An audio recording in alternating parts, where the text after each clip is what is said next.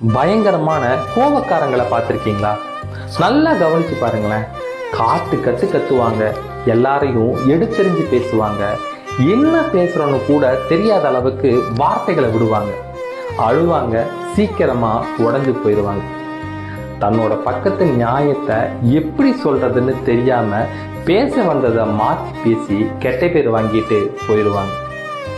எத்தனையோ நெகட்டிவ் அவங்க மேல இருந்தாலும் ஒரே ஒரு விஷயம் மட்டும் அவங்கள தனித்தன்மையா காமிக்கும். அது அவங்க யாருக்கும் துரோகம் நினைக்க மாட்டாங்க, யார் முதுகுலையும் குத்த மாட்டாங்க.